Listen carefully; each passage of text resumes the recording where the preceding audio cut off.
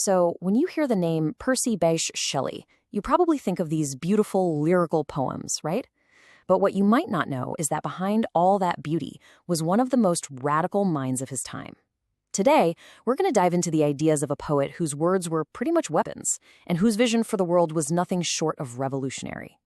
Okay, let's just jump right in with maybe his most famous lines ever. This single, powerful image, this ruined statue of a king in the middle of a vast, empty desert, it just perfectly captures a theme you see in all of Shelley's work. Power doesn't last, and tyranny is foolish. It's a warning shot, and man, it echoes through everything he wrote. So, who was this guy? Well, Shelley was a huge deal in the Romantic movement, but he was way more than just a poet. He was a philosopher, a political firebrand. He was known for these incredibly deep insights and this passionate, burning belief that he could help change the world. And that passion for change brings us right to the first major theme in his work. See, for Shelley, poetry wasn't some escape from the real world. No way. It was a tool to confront it head-on, to try and dismantle injustice, and to imagine something way, way better. You know, at the very heart of his work, there was this relentless attack on one central problem, the tyranny of power. And it didn't matter if it was a king, a government, a god, or even a father in a family. Shelley saw the abuse of authority as the absolute root of all human suffering. And what's really fascinating here is just the sheer range of his critique. I mean, he saw tyranny everywhere. He's talking about the crumbled pride of some long-dead king in Ozymandias, but then he's also talking about the brutality of the state against its own people in The Mask of Anarchy.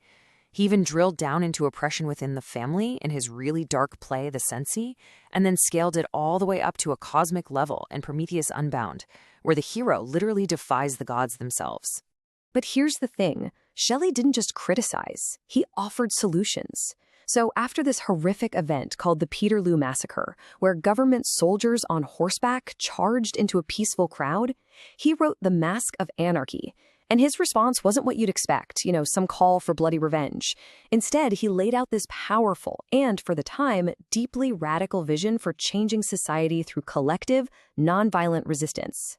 This revolutionary spirit also connects really deeply to another core theme for him, his profound connection to the natural world. For Shelley, nature wasn't just some pretty backdrop for his poems. It was a living, breathing force that had lessons to teach humanity. And this is a perfect example of the dual power he saw in nature. In his famous Ode to the West Wind, the wind isn't just wind. It's a spirit. It's a destroyer, right? It's blowing away all the dead leaves. But it's also a preserver, scattering the seeds that are going to bring new life in the spring. For Shelley, this was the perfect metaphor for revolution. You have to clear away the old, broken stuff to make way for the new. So the crucial point here is that nature was always symbolic for him. You see it in the cloud, where he's exploring these constant cycles of transformation. Into a skylark, a simple bird song becomes a symbol of pure, uninhibited creativity. And in the Ode to the West Wind, he literally asks the wind to be his spirit and spread his words across the earth like seeds, hoping they'll spark social change.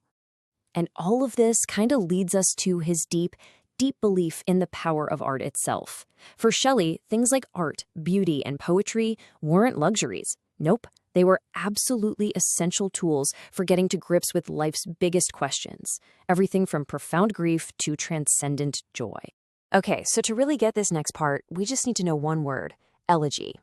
And it's simple, really. An elegy is a poem of serious reflection, basically a lament for someone who has died. And Shelley wrote one of the most famous ones in the entire English language. The poem is called Adonais, and he wrote it for his friend and fellow poet John Keats, who died tragically young. In it, Shelley is really grappling with the injustice of a brilliant artist's life being cut short. And his conclusion is that while the person is gone, the beauty they created, their art, that becomes part of the universe. And in that way, it achieves a kind of immortality. But, for Shelley, art wasn't just about grief and loss. It was also about capturing these incredible moments of pure, unfiltered beauty and inspiration, moments that felt almost divine. He captured this feeling perfectly in To a Skylark. He's listening to this bird song, and he describes it as unpremeditated art, creativity that just pours out of it, pure and perfect, without any planning. He then contrasts that with human art, which is so often full of our own sadness and struggles. That skylark represents this ideal that all artists are striving for. So, what do we take away from all this? Shelley died tragically young, at just 29 years old. But his radical ideas about power, nature, and art have left this incredible legacy that continues to inspire and challenge us, even today. When you really boil it all down, these are the core ideals that just pulls through all of his work. He was a champion for freedom and social justice.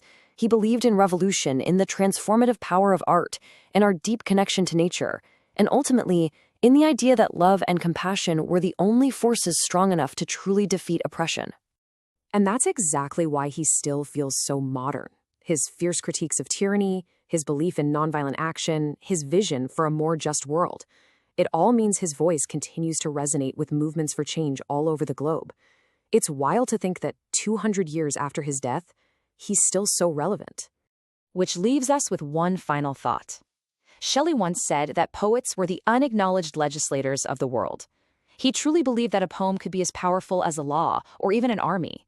So the question his legacy asks us is this: if a poet's words can challenge an empire, what is the power of art today?